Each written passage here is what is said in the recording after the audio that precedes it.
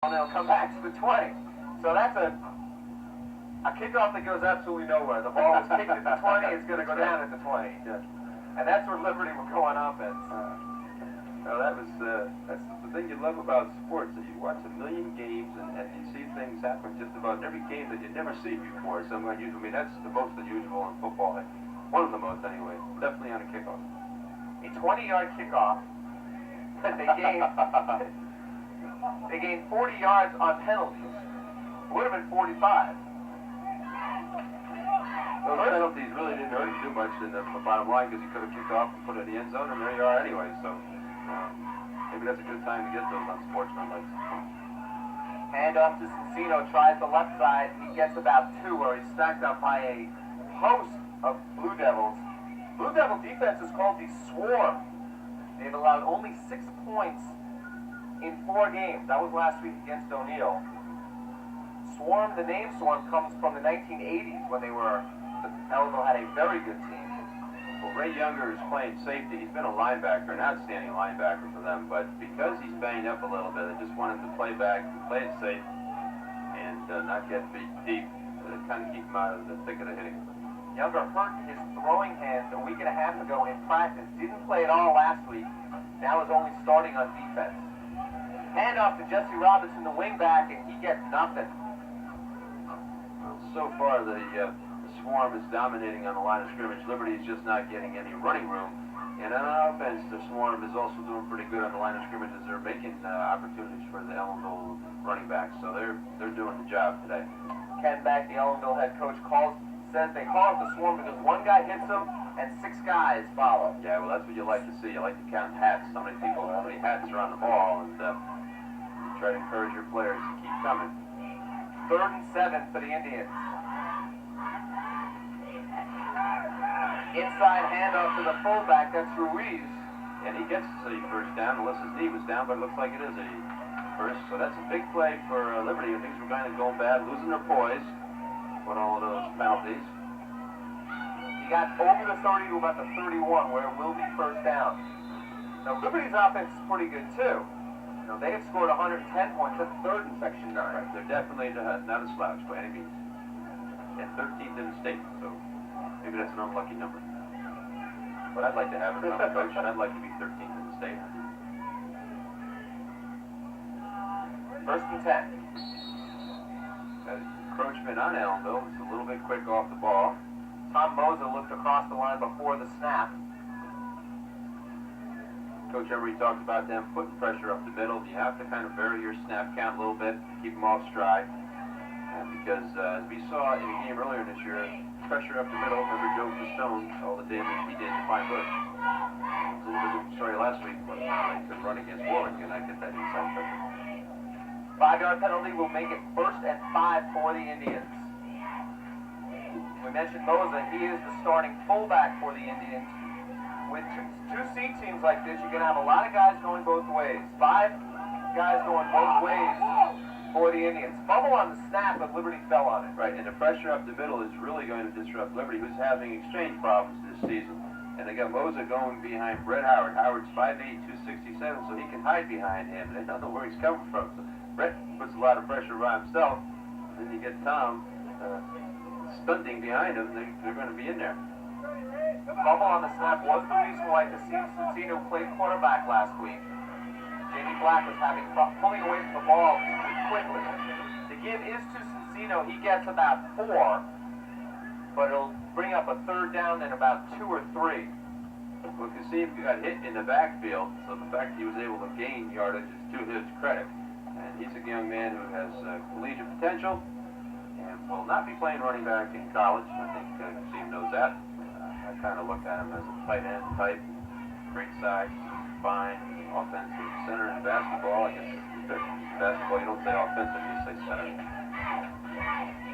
Cincino again with the ball, and he gets close to the first down, up around the 46, 47-yard line. He just kind of runs through people. Well, you see that pile drive that pile that time, and you can see who put the impetus on that drive. So it looks like they may be signaling a first down, and the chain crew is moving. They're moving the chains. First down for Liberty. Kasim is 6'5", 235, as you mentioned, and you did say he'll be a tight end. He's being looked at by Syracuse University and the University of Virginia, and he prefers playing tight end. Well, I say tight end, and we'll talk about that a little bit after this play. Inside handoff to the wingback, Robinson, and that went nowhere. Yeah, well, they did a pretty good job of sniffing that one out, and I think they realized that this wasn't the best fake we've seen, so they're able to get that. He's the kind of guy colleges love, 6'5", 235, great size. If he's a little bit slow for a tight end, which I don't really think he is, then he's going to become an offensive lineman, and he'll pump him up to 280 or so, and he'll be a fine lineman. Maybe he can be a linebacker if he's got these. That's a spot where they can take a player and do a lot of things with him. So tight ends that are big have a lot of potential in college eyes. He is 235 now. He should easily get up to about 250, 260, and with his basketball background, he has great hands. Yes.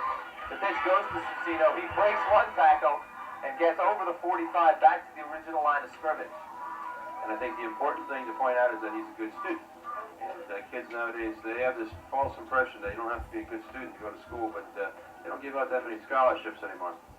That'll do it for the first quarter as the gun sounds. 8-0 the score. Ellenville with the lead. We'll be back with second quarter action after this. For over 30 years, people have been shopping at Eastern Tile. Why? Because Eastern Tile offers quality products at reasonable prices. Eastern Tile has the personnel that can take the time to offer expert advice and help you make the right choice for your home. The largest, most complete selection of vinyl flooring, carpeting, wallpaper, hardwood floors, and tiling in the area. Quality products, personal service, expert advice, all at reasonable prices. Eastern Tile, 107 North Street, Middletown, Kings Highway, Chester. Subway steak and cheese sub is easy to eat anywhere. To prove that fact, I'm going to eat my dinner. Here's the radio! No one's ridden rocket launcher for more than 8 seconds, so I'll have to eat fast, but you'll want to take your time to really savor tender steak and cheese or fresh baked bread. One bite and you'll agree. Subway makes things better! The steak and cheese sub at Subway. Well, at least they get a meal on this flight. Enjoy the steak and cheese meal deal, including soda and chips, for only $3.49 at Subway in Middletown and Highland Falls. Back here in Ellenville, Ed Benjamin, Ray Jarrett's with you. It will be 3rd and 6 for the Indians. Line up, split wide in the wing. The give to Cicino up the middle, and he gets about 5 to about the 49, but it'll be 4th down and about a yard to 2 yards. Jeremy Selitsky, 6'1", 215 junior. He plays both ways, and that's a quick dive to Cicino, and now they're thinking about going for it. They've had a lot of success. The risk here is that right now they have good field position, and if they punt, they still have good field position, hopefully if they punt well. If you don't make it, you lose field position, so that's what the gamble is all about. I have this feeling that Cicino will get the ball. Yeah, I think he's going to die the same place he dove last time. Gives to Cicino, and he has lots of room over the left side, and he gets inside Blue Devil territory. Wasn't even touched for 5 yards. Yeah, he made it easily, so I think we're going to see more dive stuff from Liberty because they do a really good job with it. I love dives in high school football. And sometimes theoretically it's not supposed to work because there's nobody there to block some of those people, but the quickness makes it successful. He went over left side, Zach Mungier and Chris Kinn. Kinn, a junior, 6'3", 195, started as a sophomore last year. Mungier, a 6'1", 180 senior. He also started last year. 1st and 10 for the Indians. Looks like they're going to reverse, and Robinson cuts it back inside, and he's got some room. Yeah, Robinson made a good read. They had to contain in there. He had to go up inside. Good contained by Ellenville. He cuts it back up, and he made a nice gain. That was a really nice run by Robinson. Give him credit for that. Going to get a look at it. They want to take this to the outside. You're going to see Kasim hand it off to him. Robinson coming back. We may not see the contained man in here, but he knew there it is. There's your contained man. Forced him upfield. Back into the thick of the defense, and does a nice running in traffic, north-south running. Good job. Picked up about 7 on the play. It'll be 2nd and 2. In motion goes Ruiz. Fumble on the snap again. Connor falls on it, or is that Cicino? Looks like Cicino. He's kind of easy to pick at. You see a great huge body falling on the ball from the backfield. Again, Black and the center, Todd Laconi, having problems on the snap. This is something that Coach Emery talked about, and if you're having that trouble, I don't think Ellenville's a team you want to play when you're having that problem, because they do put the pressure up the middle. And I'm not exactly sure why. Black is not an experienced quarterback, but maybe that's it. Out of the I formation, he's starting to hand to Ruiz up the middle, and he's got some yards. Gets the first down inside the 30. We talk about Ellenville inside pressure and why were they able to run up there. A good way to beat that is to go right at it, because sometimes they're veering off to a side and you can catch them and you get a nice run like it did there. So it's a good way to attack that pressure and run right at it. Coach Emery was very intelligent in calling that play. Jim Consaga, the offensive coordinator, actually calls the offensive plays for Liberty. He was head coach Floyd Emery's coach when Emery was in high school. Well, Coach Emery was my coach when I was in high school. He was my JV coach. And last 2 years ago we had him. He made a remark about why I have less hair than he does. Fake reverse this time. Cincino's got a lot of room. Inside the 20, close to first down territory.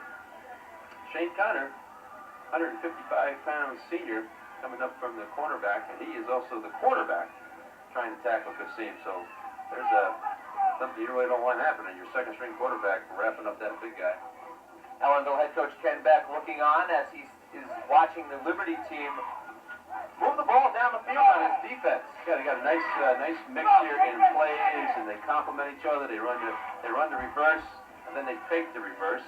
And of course, that got the defense thinking one step the wrong way when Kasim's going the other way. A little bit of motion right, and just a little dive action. Sorry, Ed, but what happens? They run that motion right, and they just run a dive play. Say, well, why do you run motion? Well, they're going to check them out. They're going to see what they do. Does the linebacker go with them? Is he going to be open for a pass play? Do they get the defense to adjust, and maybe they can run where the linebacker was? So they're probing a little bit there.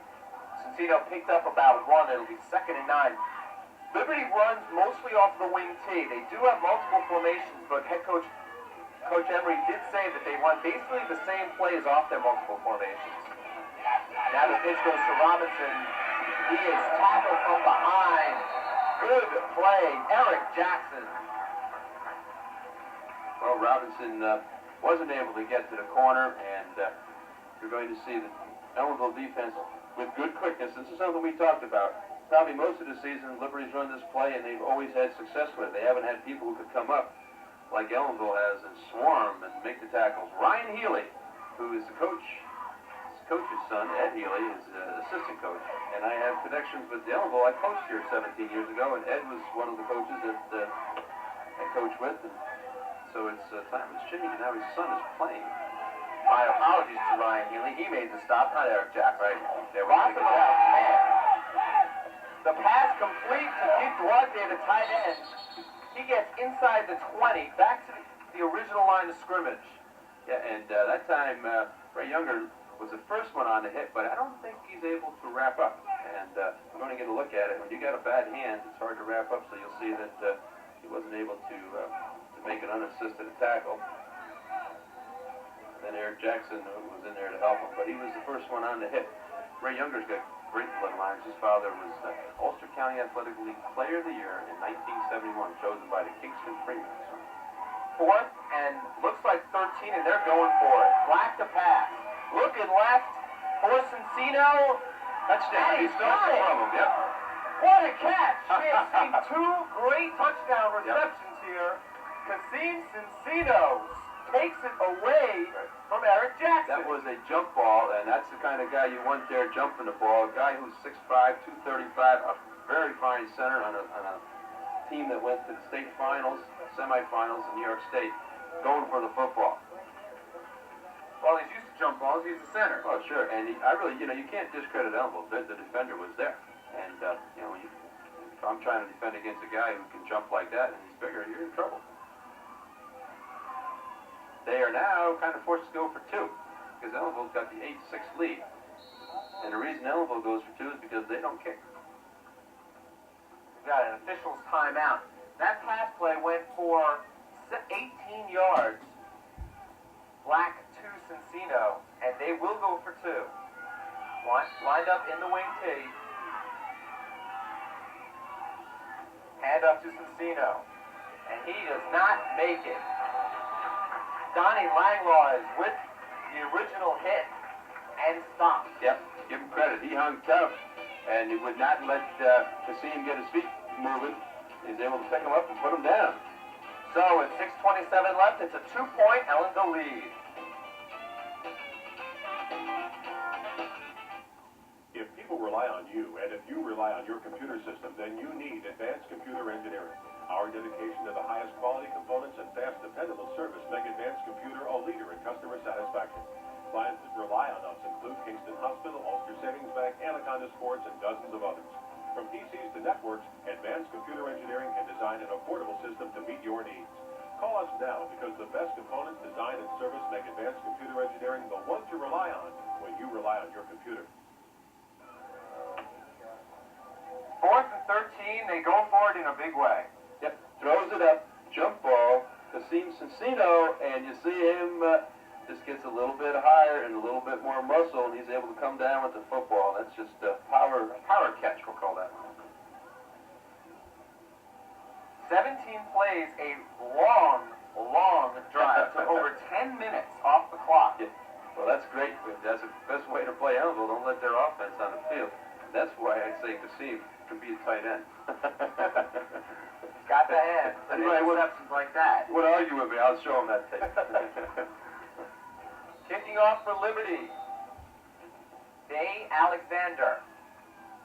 Short kick comes to Moza, and he's up over the 40 to about the 42. Great field position for the Blue Devils.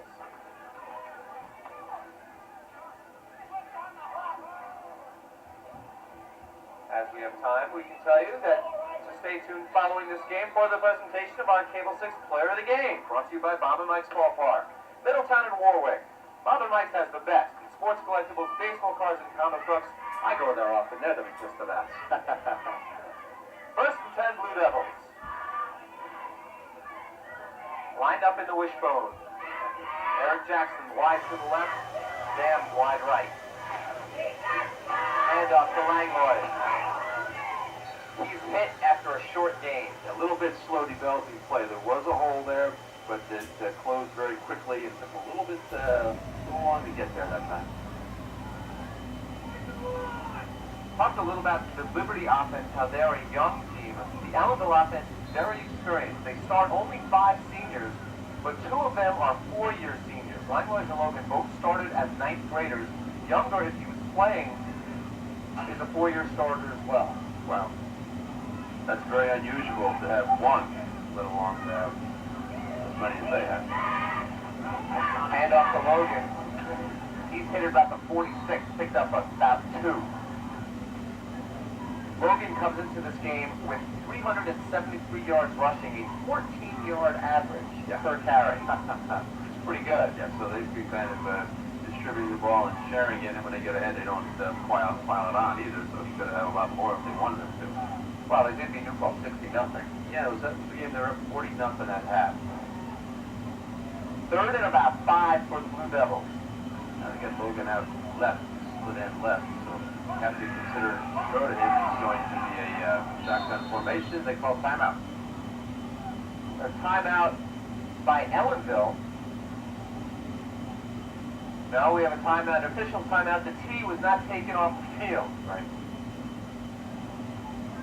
Doughty Titus throws the tee onto the Liberty sideline, and it'll be 3rd down again. Logan noticed the tee downfield, and he split left. I got a feeling he might be running post pattern because that's where the tee was in the middle of the field. So they hit it with a post down the middle. I wish I was a defender maybe one time for that.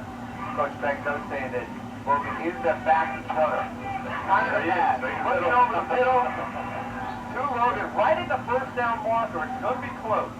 Well, that's where you're supposed to run it, right to the 1st down, but if he makes it, we'll say he was very smart. If he makes it, we said he should have run a little deeper. So that's what's great being up here. See, there he goes, runs down, told him to run down right where the tee was, okay, and catches it off the pads, and he wasn't able to get upfield with it.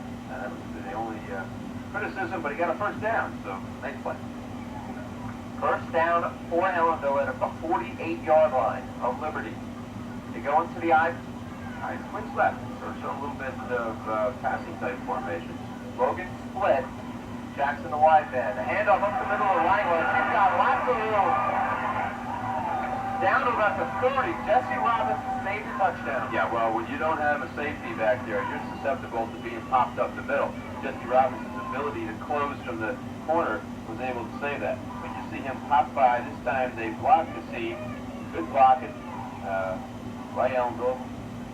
Kassim was handled that time, and Jesse Robinson saved the day. And I believe the blocker was Paul Finkerhouse that time. And he could match up with Kassim. 5'10", 253. Give him credit for that block. Again, no safety back there for Liberty. Ellenville in the wishbone. The pitch goes to Langlois, but he gets maybe a yard. Hit behind the line was fought forward for a yard.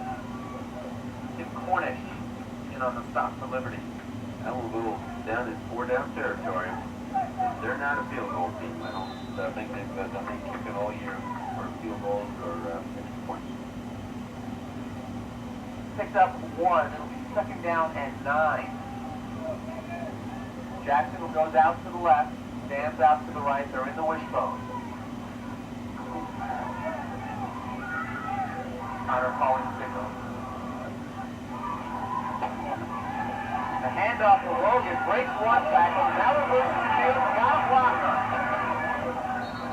Got a blocker, we got an illegal blocker, and we almost got a late hit there on Liberty. And then the Ellenville player fights back, and he gets himself in trouble. So we're going to see him reverse his field. He was hit by Chris Kinney, 74, hits him in the backfield, spins him, makes him reverse his field, and he finds a corridor down the right side, but we get a clip by Ellenville someplace in there.